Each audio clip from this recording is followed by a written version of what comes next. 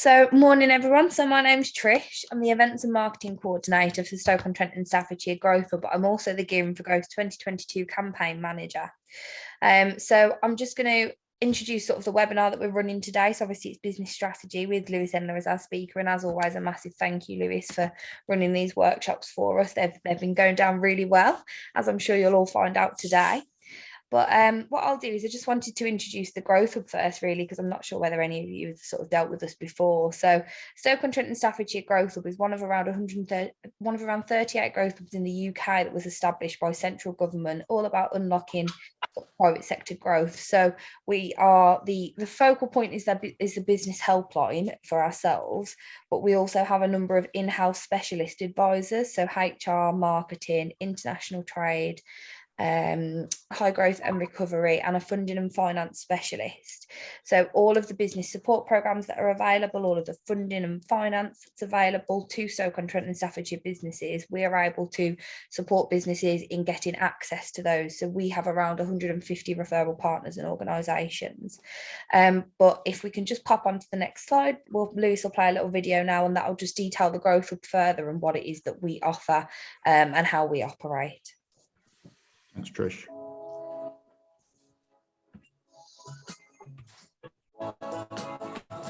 Introducing Evolving Enterprise from Stoke-on-Trent and Staffordshire Growth Hub, a unique package of fully funded services to help enterprising businesses across Stoke-on-Trent and Staffordshire to fuel their growth ambitions. The first step is to call the business helpline to speak with a qualified advisor. Our helpline offers a comprehensive triage service to unlock fully funded support. For the next step, our accredited business advisors will complete a one-to-one diagnostic tailored to each individual business, which will then identify the specialist support needed. Following your diagnostic, our specialists will support you in the relevant areas to evolve your business. The areas our specialists cover are recovery and growth, HR, marketing, international trade, and finance. Take the first steps in evolving your enterprise by contacting our business helpline. Our business advisors and specialists are ready to help you. Call us on 0300 111 8002.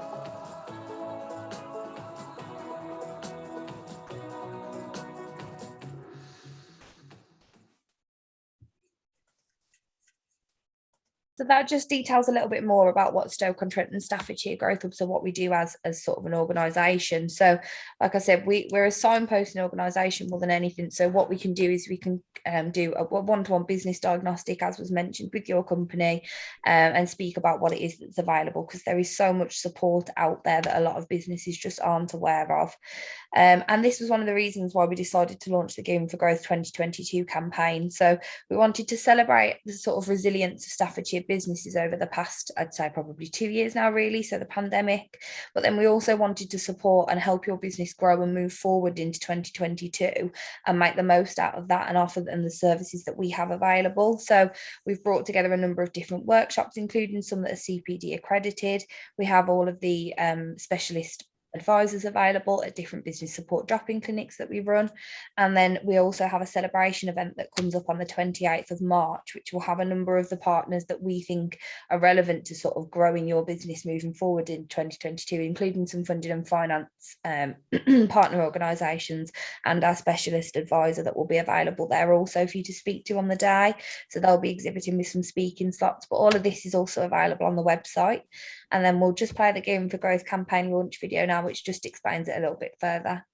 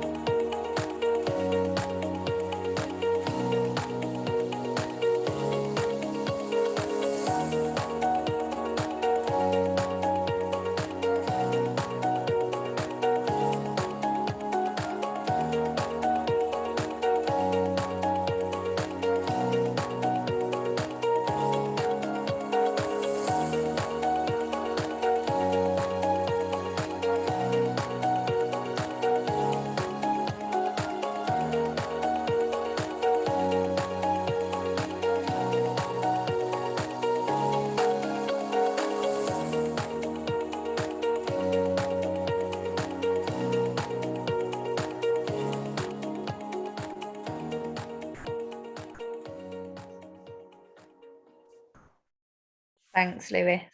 So again, like I said, if you want to get in touch with us, obviously you can always call the business helpline, or you can get in touch with myself or any of the advisors that we have available, and we'll be more than happy to help and go through any questions or anything that you guys might have. But I'll hand over to Lewis now, and I'll leave you with him, and I hope you all enjoy the webinar today.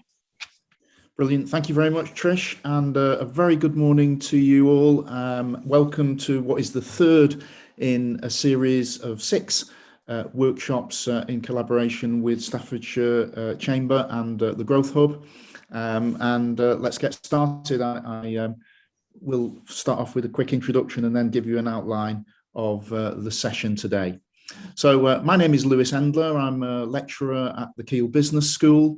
You can get through to my details in terms of my career history and research at the following QR code. If you know how to use one of those, I'm sure you do by now, just use your camera phone if you want to, just to scan that QR code that's there. I am, you can see, back in 2006, a technology specialist, amongst other things. And if we have a quick look, really is a very quick look at my research background, you'll see it's extensive in a number of domains and key areas of research, including project management, information systems, emerging technologies, information systems, technology and management strategies, what I call business process re-engineering, which is redesigning business processes within companies, and lots of other things that you can see on the list there. I've been teaching strategy for something like, 25, 30 years now. And I've been in the higher education sector for, as I say, about 30 years, which is quite a long time. And I hope you're going to benefit from the session today and some of the content which might be useful for your business. Just want to double check, because I can't see you at the moment, and just see if I can maybe just pull up the chat here. If you do have any questions as we talk, maybe if you want to type those into the chat window. I just want to double check before I get started that you can all hear me okay. If you could just type yes, that would be great, into the chat window, so I can just make sure that you can hear me as I start my presentation. That's brilliant. Thank you, Francis, for that. So, very interesting things going on, of course, in the world at the moment as I start this presentation to you today. This is a focus, of course, on your business, but obviously other things will affect that. And what I wanted to do is just give you literally, half an hour, 40 minutes introduction to strategic thinking, if you haven't met that before. The importance of strategy in your business, and just really highlighting, we perhaps might not have a lot of time for detail, but highlighting some key models that have been used for many years and continue to be used in the sense of growing your business and certainly dealing with competition and other issues that might be related to your business. So I'm going to start off with some very quick terminology, which is the idea of your place in the world, if you like, in terms of what you do, looking at what we call the vision, mission, goals and objectives of an organization. This often relates to larger organizations, but of course it's also important as a small company or an SME to have an idea of what you do and where you sit in the competitive marketplace. So just a few models again here to sort of identify not just your capabilities as an organization, but how you compete, and also some of those issues in terms of forces that might exist. Finally, you probably heard, I guess, before of the SWOT analysis. Does anybody know what SWOT is? Unmute your microphone and just contribute if you want to. Strengths, weaknesses, opportunities, threats. Yeah, I think you both at the same time there. Strengths, weaknesses, yeah, opportunities and threats. So, and of course, we've got pestle events that are taking place at the moment on a sort of continuous basis as you turn the television on and see that around the world at the moment. So I just got a few arrows here, wondering what they might mean. Just a very quick starting point for your thinking, certainly in larger organizations, is the idea of knowing what you're doing, if you like. And again, what I'll do is I'll give some examples as I go through the session today to give you an idea of this. And usually there's a sort of hierarchy, if you like, and I've just popped that in here, of the way an organization wants to think about what it does. And this is very, very common. It starts off with a vision of what the organization may do. And then we see something called the mission. You may have heard of a mission statement, for example. And then what's really important is the organization has very clear goals and objectives of what it wants to do. And out of those objectives come what we call strategic objectives. And interestingly, those objectives can be defined as what we call SMART objectives. And you may have again heard of those before. So really what I want to be able to do is set a range of objectives for the organization and make them specific, measurable, achievable or attainable, relevant and time bound. So if I'm doing something, can I actually realistically achieve it? Can I measure my objectives and goals and activities within the organization? Can I complete them in the time that I have available? Is that sort of realistic in terms of what I do? Again, a quick question for you. Have any of you heard of CSFs or KPIs before? Key performance indicators. Yeah, I've heard of KPIs, but not CFS. Yeah.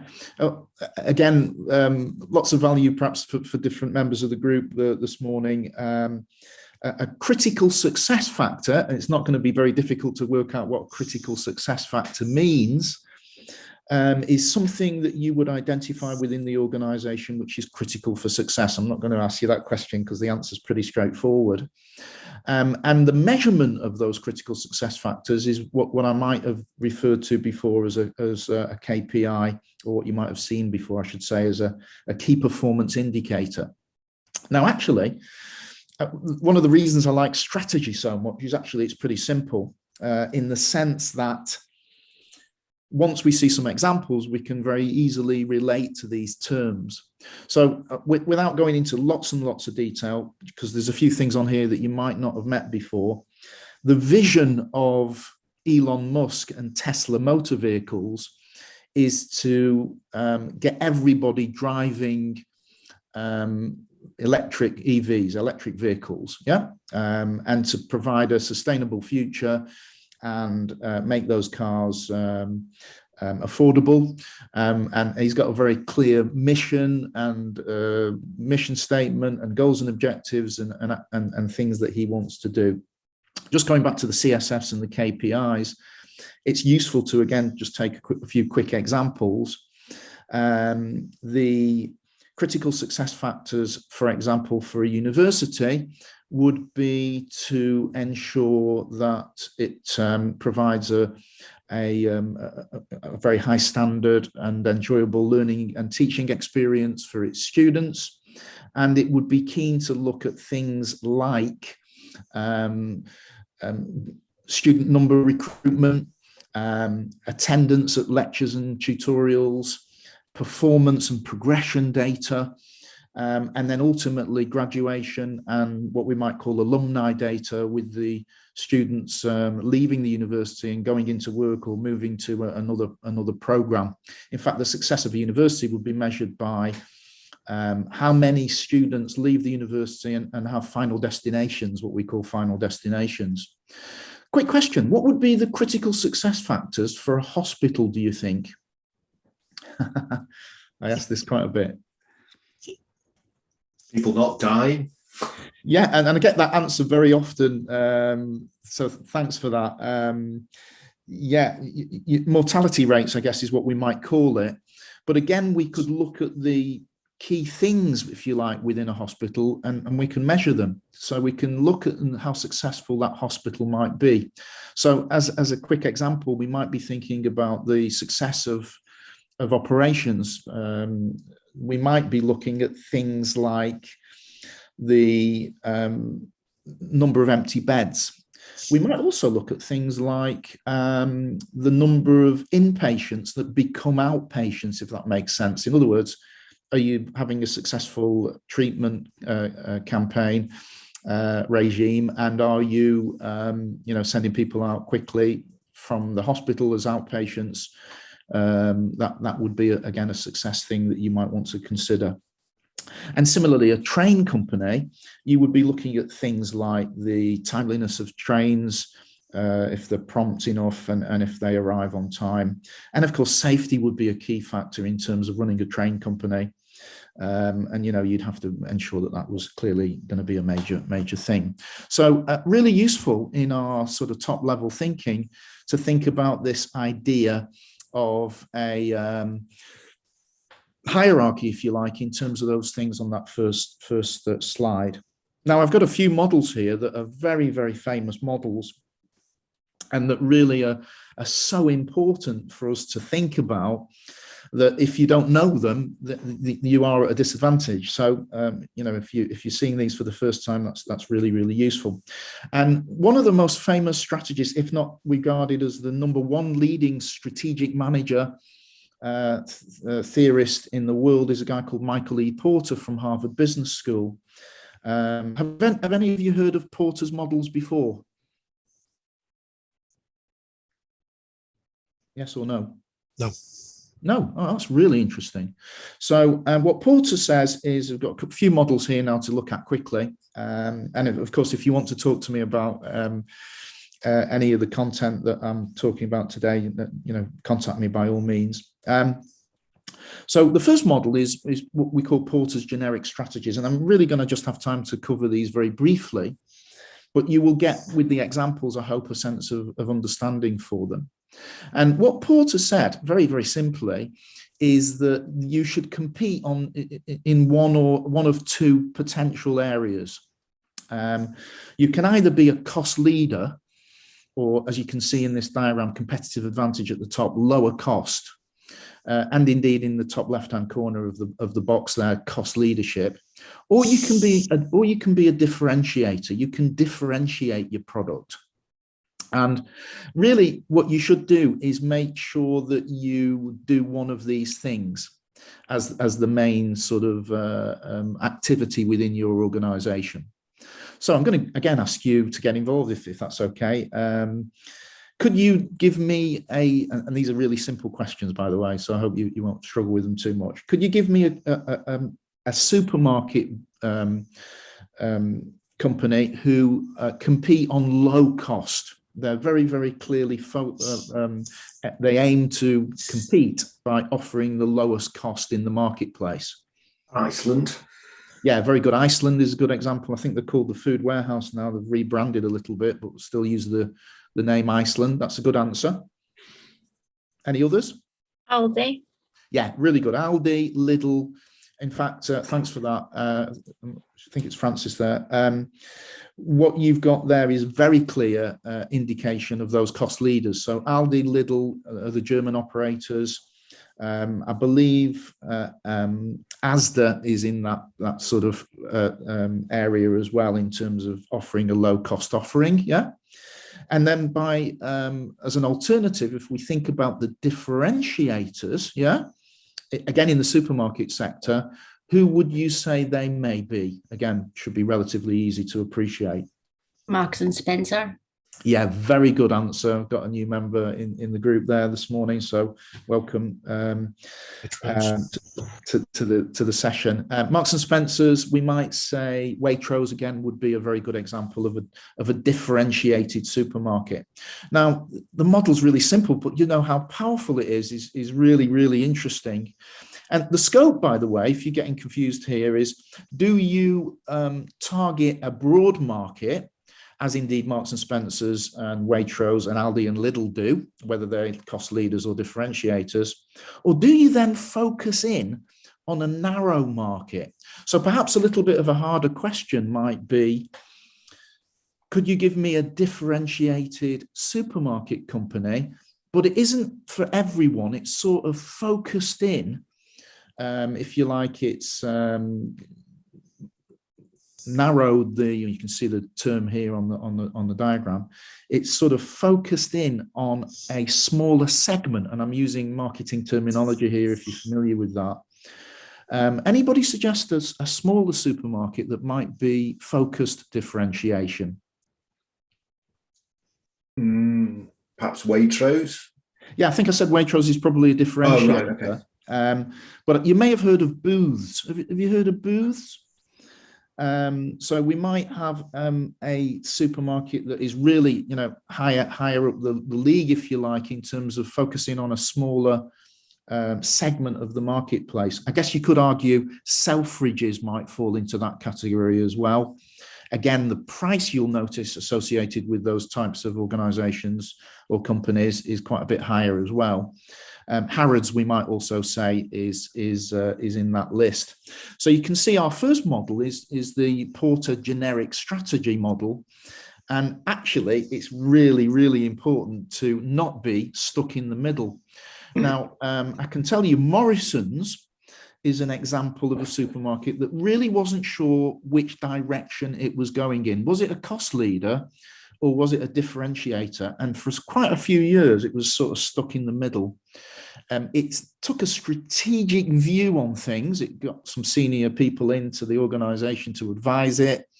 It did some thinking and it changed its approach to become a cost leader. So you can now add to Aldi and Lidl, you can now add the Morrison's supermarket as an extra example for that sort of low cost offering. Now, interestingly, and again, I won't spend too much time on this just for the sake of time that I've got available in the session with you, but a further development of Porter's generic strategies, it looks very, very complicated, this, doesn't it? But in fact, it's actually quite straightforward once you get a bit of an explanation, was to extend the idea of the generic strategies and actually add a few more categories in there. And you can see that now I have a sort of clock that goes round from bottom left, which is no frills, which is an extra category. And I go round in a clockwise direction. You can see the numbering 1, 2, 3, 4, 5, 6, 7, and 8. Let's have a quick look at the axes for this model, which is called the strategic clock. And you can see some of the explanation on the left-hand side. The axes are price along the x-axis, along the base of this diagram, low to high. And up the left-hand side, we can see perceived product or service benefits. If you like, the perception from the customer of how good the product or service is, yeah? And actually, you now start to see these extra categories, which I'm just going to really introduce you to here. So down at the bottom, relatively low-priced offering, but relatively low-priced perception of value. Okay, and to illustrate this, I use something that I think is really quite effective. I look at hotels. So again, most of my teaching for many, many years has been involved with introducing models and theories with metaphor, introducing models and theories with an example. So have a look at the example. Which hotel is really bog standard and basic in the UK that I might stay in for a short stay? Travelodge. Yeah, really, really good. Who is that? Francis. Francis. So if you could give me your name, because I can't see your dialogue at the moment or your communication on the audio. So that would be great. Francis, it's a great answer. And I'm really pleased you gave me that, because some people say Premier Inn. In fact, I stayed in a Premier Inn last week for a short break. And what you get with Travelodge is you get a very low price, but you get a very basic offering. And if you've been in a Travelodge room, the carpet's pretty, standard. The bed is of one type, and it really is minimalist. It's not going to offer you very many extra things, if you like. Now notice as I move up the clock in a clockwise direction, and I go to low price now, which is actually from Porter's model, isn't it? I start to see that I'm now getting maybe a little bit more benefit from the hotel, but it's still in the low cost category, relatively speaking. I guess if you wanted to be perfectly accurate here, you could draw a circle in a rotation, in a clockwise direction here on this diagram, if you wanted to be absolutely specific. If I move to the low price section, and I'll fill in a few of these for you, we might find suddenly that we're in perhaps the Premier Inn type hotel.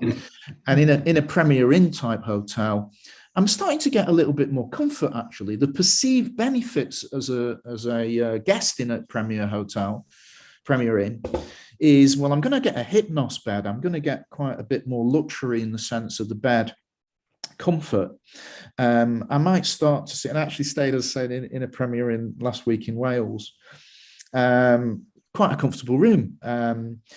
We might start to see even an offering of pillow types, maybe, but certainly what I need for, if you like, the critical success factors for staying in a hotel are starting to appear now, and there is that little bit more comfort.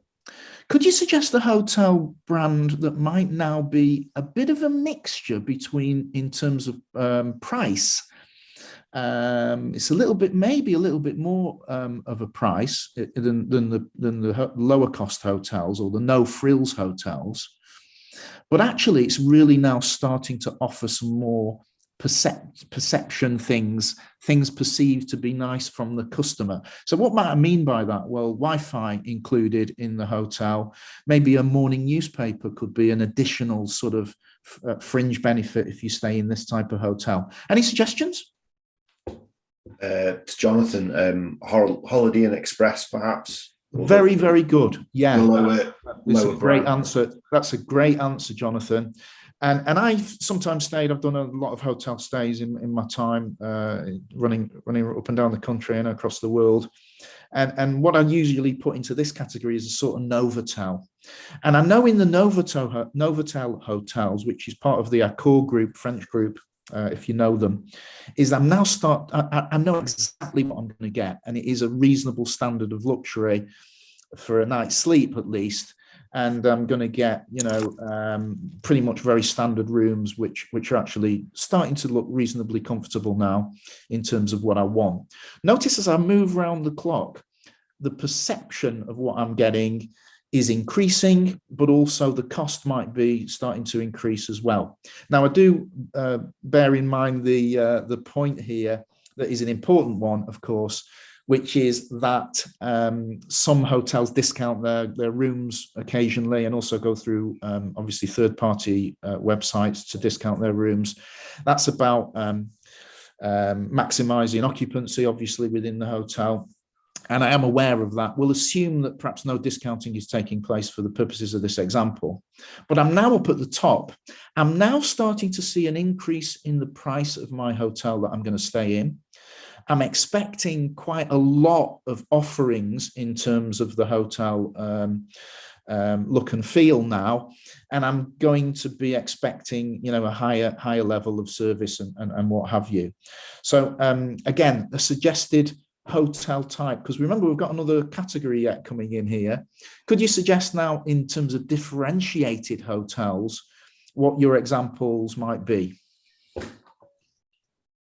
Hilton, Radisson. Yeah, who's that? Mark, thanks for that. You've said the Radisson, I think, there. Yep. That's a really good answer. And I guess you might have stayed in a Radisson. Again, there's quite a few examples in this category, aren't there? We can see Hilton, perhaps, hotels that you might put in here. We can see the Hyatt hotels, possibly Crowne Plaza and Radisson. There's quite a few in that differentiated category. And in the differentiated category, clearly, a lot of business people stay in these types of hotels. You're starting to see now, all the things you might expect in there. Maybe a breakfast included in the room rate. Certainly automatic Wi-Fi in there across the hotel. Newspapers, I think in Hilton hotels you even get things like heated mirrors and things like that. Now we're starting to see the expectation that the offering is going to be a lot better now. So here's the tricky bit. Or can you give me a hotel that would be focused differentiation?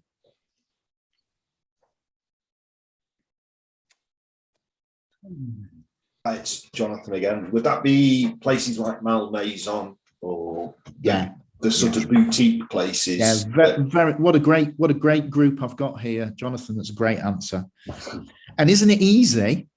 You know, you see there's a lot of writing on strategy and a lot of research and a lot of academic papers and a lot of fancy models and 2x2 boxes and things like that. And what I've tried to do with my teaching and learning over the years is simplify things. And I think that works here, doesn't it, in the clock? You've given me a great example of boutique type hotels, very, very fancy type hotels. I live in Manchester, and I'm just thinking of the hotels that are here in Manchester that are in that category very clearly. And, you know, you might have difficulty getting in them. I've not stayed in this hotel that I'm going to mention in a minute. You might find that it's booked up. You're certainly going to find that the price is very high, but you are also going to see things that are focused differentiation. Remember what Porter said in the earlier slide. Try and narrow in, but be a focused offering. Suggests, in this case, high luxury. And you can see there on number 5, focus differentiation is usually, links to a high price. The hotel I'm thinking of, by the way, is called Gotham. It's an old bank that's been converted into a very much sort of New York style theme, almost from the Batman movies, if you know those. And again, there are a number of hotels in this category that we can easily identify. The Savoy in London would be a good example if you've ever been in there. And again, luxury hotels around the world that are going to be very, very high cost. I stayed in some hotels in India when I was working for one of my universities, and I had to, for security reasons, stay in 5-star hotels called Taj hotels. And there you'd get a knock on the door: is everything okay with your room? Do you need anything? Again, very, very high luxury. I'm not sure I was used to that sort of type of arrangement, but you can see there from the model that you can easily categorize these things. If you're charging, and this is pretty much obvious, if you're charging a high price for low offerings, in other words, if you are in 6, 7, or 8 as a strategy, then it's highly likely that you're going to fail with that strategy. Clearly, you're charging a high price for low perceived offerings, and that is not going to work. That's probably going to fail.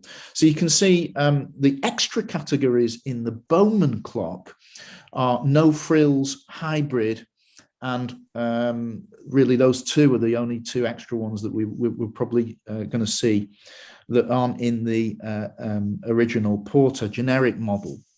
Of course, we can identify these terms quite easily. We can look at things like No Frills Airlines and say, okay, well, the No Frills Airlines, everything is, the cost is very low, but I get nothing in there with that.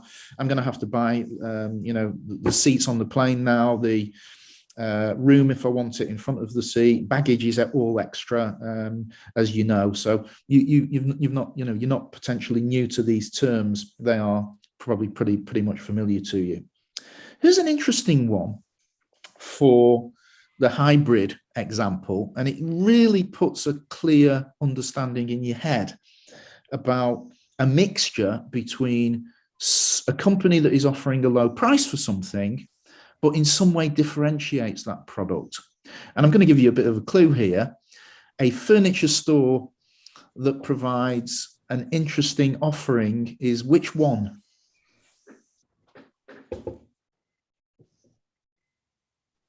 IKEA. Yeah, that's the correct answer, IKEA. And IKEA is actually following a hybrid strategy, which is really very, very clever. It is offering low-cost products. If you go into IKEA, the wardrobes, plant pots, glasses, I think I've got some glasses here from IKEA, are all very, very low cost. But of course, the company is very clever in that it differentiates its product by, how does it differentiate its product? Can anybody suggest?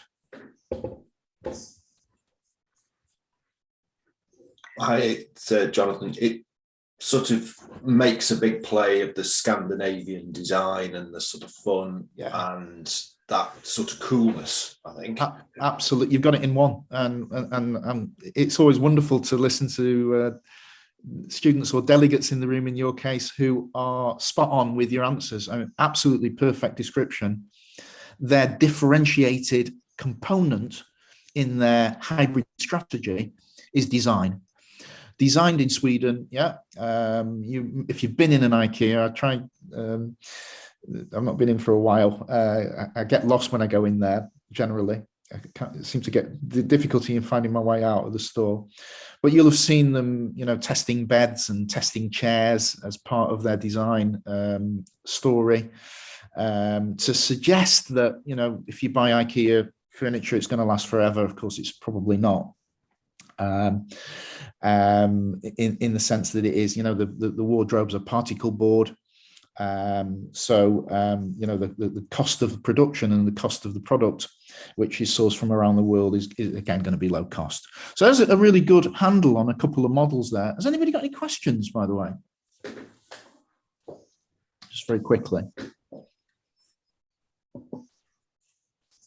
Okay, so actually what I've got on the next slide is the idea that we had a few minutes ago of maybe slotting these supermarkets now into the Bowman clock. So we could actually further categorize them, if you like, into now the examples that you've got on here. So Aldi and Lidl, no frills, arguably. I mean, think about what they do. They bring the boxes in, then they split the front of the box, and you take the goods that you buy in those German supermarkets from the box. Yeah, there's no thinking about the design of the shelf or making sure that the items sit pretty on the shelf. It's literally box movement, isn't it? And then you've got Asda, Tesco at the hybrid, arguably, Waitrose and M&S at the top, differentiated, and then we've already identified perhaps upmarket delis. Fine wines might be also a focused differentiation example. So you can see there we've got the idea of generic strategies, or really deciding on a strategy for your organization. And that's very, very important, by the way. You need to make sure that when you're competing, that you put yourself in a position in the marketplace and you really understand that market very, very well. Now, I've not got a lot of time to go through the remaining models, but I'm just going to highlight them to you so that you know what they are. And as I say, if you want to contact me in the future to talk about your thinking in this area, by all means do so. Porter came up with actually 4 models in total. You've met the generic strategies, and the second one I'm showing you here is called the value chain. And again, the value chain, although it was predominantly initially introduced some years ago as a manufacturing type model, it is very, very useful to look at and examine your particular organization to see if it can be improved at all, and also to think about the stakeholders that are involved in dealing with it. So if you can imagine that this is a value chain for a restaurant, for example, then there is a chain here that is important. To the left of this diagram would be suppliers, okay, for the restaurant. And to the right of the diagram would be customers. Yeah. And the key about the model is that all these components that make it up, they're called the primary activities and the supporting or secondary activities.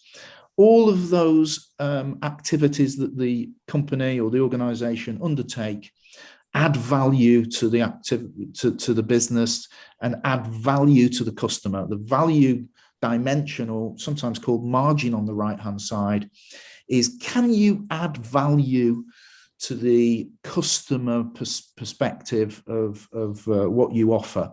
That is now an absolutely paramount component of any organization. So very quickly, let me run through this for a quick explanation, if you like, and then let me use an example to illustrate it. So inbound logistics is bringing in raw materials. Operations on the primary activities is converting those raw materials into finished goods, let's say, as an example. Outbound logistics, again, I think you can probably see is the delivery of those finished goods to the customer, or to the next step in the chain, if you like, the next stage in the chain. It could be a wholesaler, it could be a distributor, etc. The idea behind marketing and sales, I think everybody in the room knows about. Can you promote your business in terms of not just physical promotion, maybe through leaflets or brochures, but can you have a social media campaign? Are you using things like Facebook and Google to promote your business? Are you using digital, maybe apps or websites as well to promote your business? Service is, and I like to rename it if I can, I call it customer service and support, is just about that. It is about warranties, it's about aftercare, it's about making sure that your service for your customers is absolutely spot on. And companies that do this very well, Apple is a good example. The focus differentiated motor offerings, motor manufacturers and companies tend to look after you there. Particularly the German ones as an example, but also obviously others as well. It's all about customer service, isn't it? In the secondary or supporting activities, there are a few things. The idea of the firm's infrastructure, remember this is an American model, so it doesn't mean a solid infrastructure that, it means the organization's infrastructure. And in infrastructure for an organization, we might see finance and accounting, we might see telecommunications, we might see the redesign of business processes. Anything that really supports the infrastructure of the organization is going to be important. So that's what firm infrastructure usually means. HRM, again, is pretty self-explanatory. It's about the recruitment, selection, retention, training and development, and support throughout a career of individuals within the company. Very, very important. Included in there, of course, are things like diversity now, knowledge management, and all sorts of other things as well. In technological development, I'm developing, again, technology to support the activities of the business as a whole. And I'm interested, again, in business processes. So getting things smoothly running within the business, what I might call the 3 E's, efficiency, effectiveness, and economy are what I call the 3 E's. So technological development might indeed include technology introduction, mentioned websites there and apps as part of perhaps your offering for your company. And again, that would be under technological development. Procurement. Sometimes I get asked by students, what's the difference between procurement and inbound logistics? It might seem to be the same thing. Well, of course, I could procure raw materials. So I could go out to tender, or I could go out and find suppliers to my restaurant that are going to provide me with raw materials, in this case, ingredients for meals or other things. But I could also go out and buy coffee machines and utensils and maybe plates and saucers and spoons and cutlery. So the procurement process, again, either large scale or small scale, is dependent on the size of the organization and is pretty self-explanatory there. Excellent. Why is this model very, very useful? Any suggestions?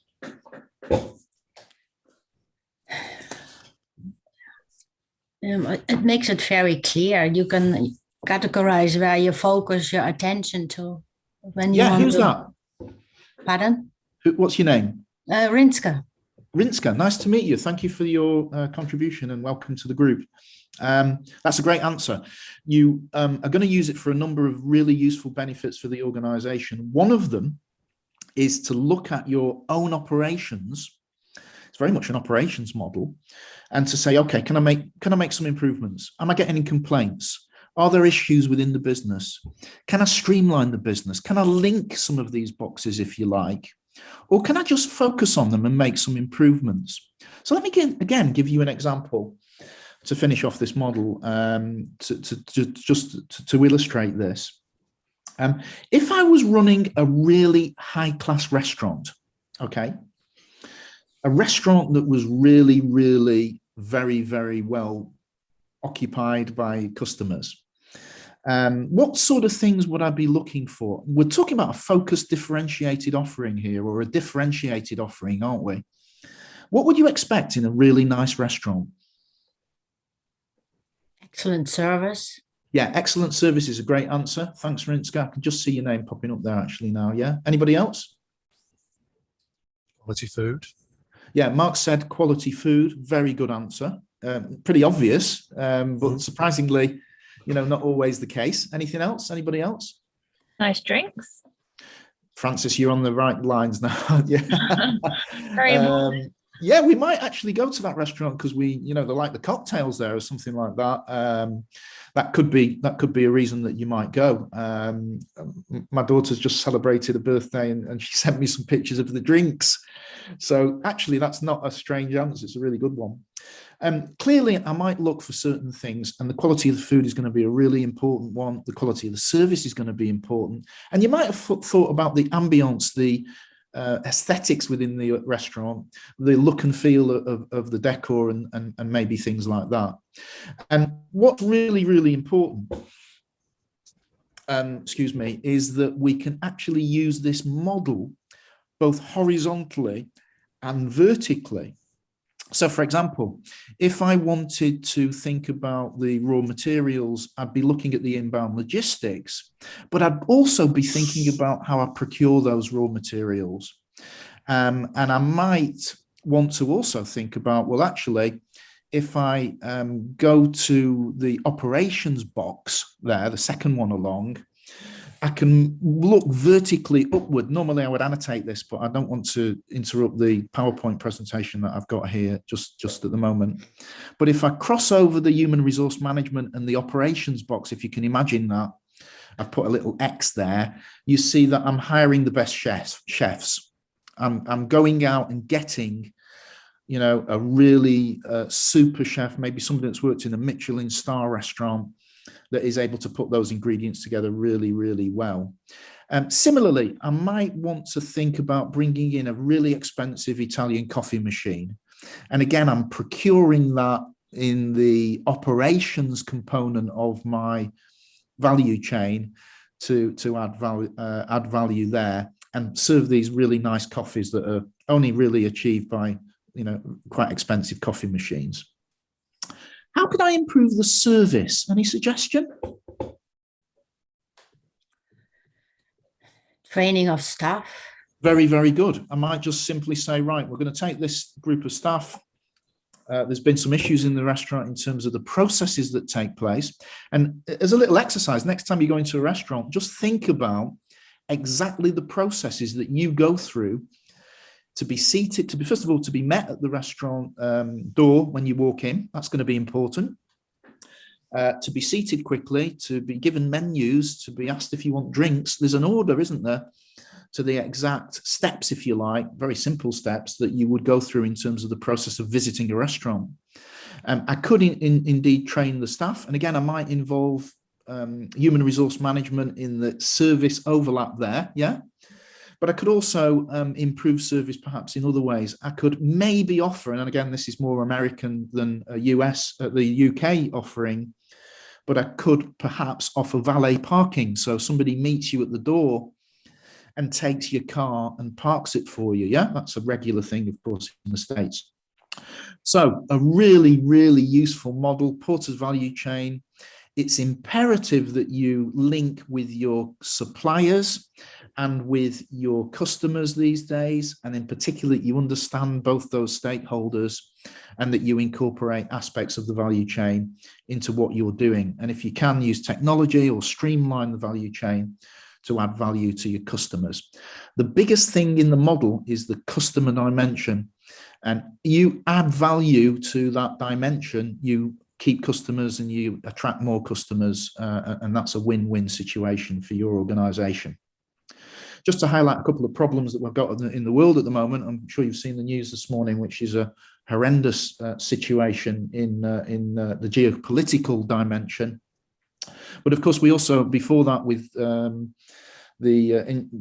arrival of COVID, now have supply chain issues. So, it's difficult for companies to always get supplies of what they might need now. There is an issue at the left-hand side of the value chain for many, many companies, from motor manufacturers who are short of chips to what we're going to see probably next is chip manufacturers who are short of raw materials to make those chips. So quite a big lot of change going on in the world, as I'm sure I don't need to tell you. Excellent. I hope you've enjoyed there's the idea, by the way, of integrating your organization with supplier organization value chains and potential other value chains as intermediaries before they reach the customer. And again, I hope you can see that from this quick example. I haven't really got time now to go into lots of detail regarding some other models that Porter has introduced. One of them is called the Diamond, which is not in this slide set.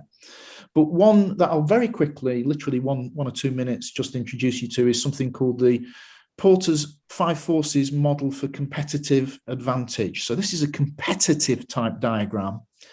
And again, it's pretty straightforward to understand. Your business is in the middle. In a sector or a group of companies that have significant rivalry. It might not have, there may not be lots of rivalry, by the way, because we can see in the Porter model that it can be high or low or medium. But the forces at play are the power of buyers, the power of suppliers, the threat of what we call new entrants to the marketplace, and the threat of substitute products. The substitute for petrol and diesel, of course, is electric vehicles. So if you manufacture traditional internal combustion engine vehicles, you have a big threat at the moment because there is not just regulatory demands on your business to turn to electric, but there's also, of course, lots of companies that are now making electric vehicles. So you can see this model is really, really useful to understand the competitive forces that are taking place within a particular sector. And again, if you want to have a look at that, it gives you an idea of, what the sort of dimensions of those forces take and how significant they might be. So one that's worth looking up, if you like, do a Google on it, or again, contact me if you want a little bit more explanation on that model of the Porter 5 Forces. Just to give you a quick example of this, there was a point in time where milk producers were really suffering from the power of buyers. Yeah. The supermarkets were turning around to them and they were saying, we want to buy milk at 9 pence a litre. And the farmers were saying, well, we can't make it for that. It's ridiculous. It's costing us 17 pence a litre, let's say, to produce milk. So we can't sell it at a loss. But you can see there was quite a bit of conflict between supermarkets and milk producers. There was, because most of the milk is produced for the supermarkets, there was a big issue with them having too much power. So you can see the model is really, really useful to examine the competitive forces that exist. If there's new entrants coming in to the marketplace, it also identifies those.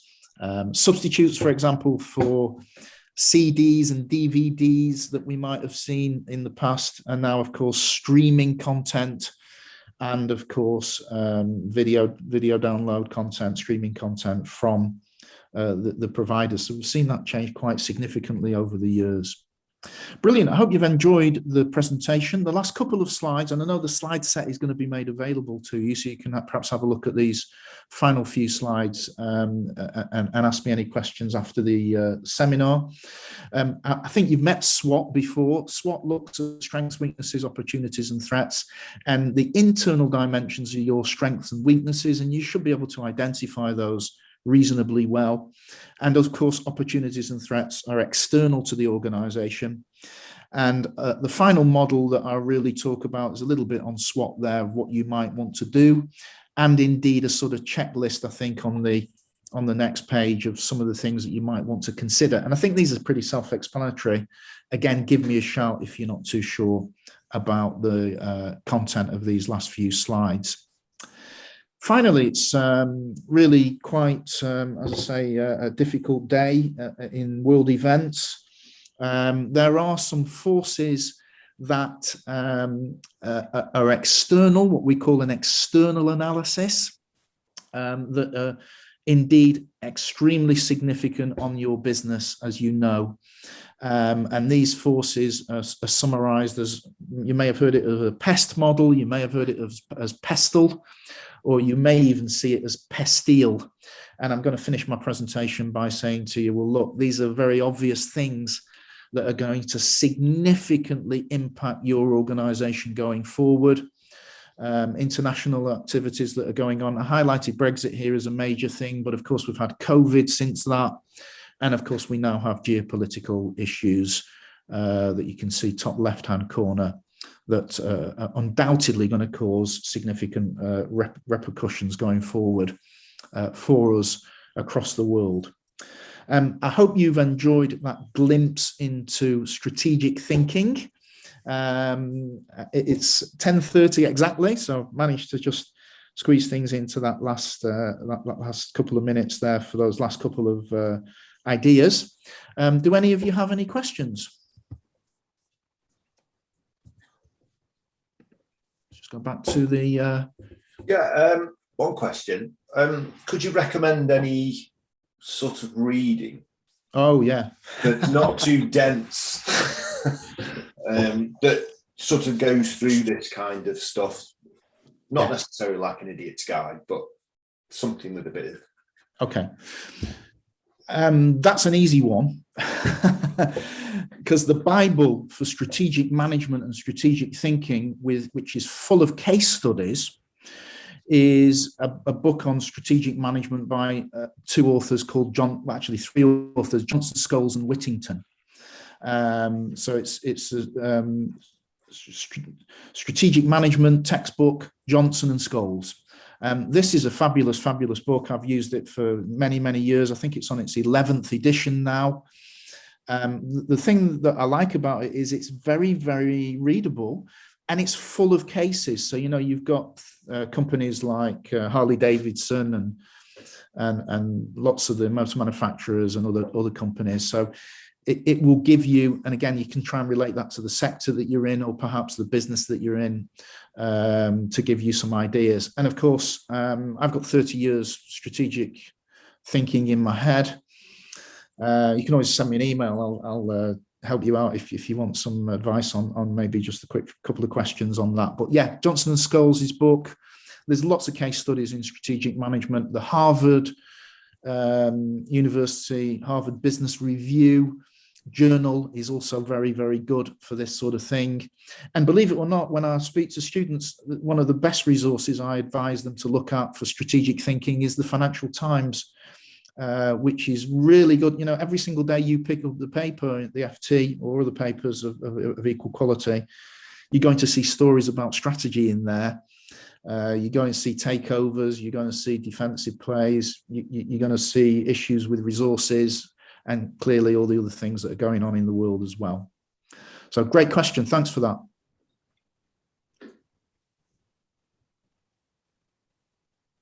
Okay, any other questions from the group? No. Brilliant. Thank you so much for your attendance. Really do appreciate you getting involved with the Chamber activities, and it's a pleasure to work with the Chamber again. I do have a few more seminars coming up that you might be interested in. There's 3 more to actually do, one on leadership. There's one on emerging technologies, which is my specialism as well, in terms of tech and technologies and how that's going to change the world going forward. And there's also another research area of mine, which is climate change, which again, if you look out the window, you'll see is moving very, very quickly and rapidly to affect us all on a pretty much a daily basis now. I've got the future visioning on some of those things, so I know where they're going. Again, tune in to the seminars if you're interested. Trish will give you some more details, but thank you for your attendance this morning, and certainly it's been a very enjoyable group to get involved with, and your contribution has been fabulous. Thank you. I just ask about the other seminars. Are they available? Could I ask about the other seminars? Are they available as a recording if you can't attend the actual time? Yeah, Trish, is that possible? Yeah, so all of the Given for Growth webinars that have been run through this campaign will be available on the website soon. We're just trying to get them all compiled together and edited, and then they'll either be hosted directly on the website or via the YouTube channel. Oh, brilliant. Thank you. Fantastic. That's your answer, I think, Francis. Thank you. Excellent. Thank you very much. Trish, do you want to close it up? Brilliant. Yeah. So again, just to reiterate what Lewis has said, really thank you all for attending. We want to try and assist as many businesses as possible with the webinars that we run, and alongside the diagnostics and things that we do. And again, a massive thank you to you, Lewis. Brilliant workshop as always.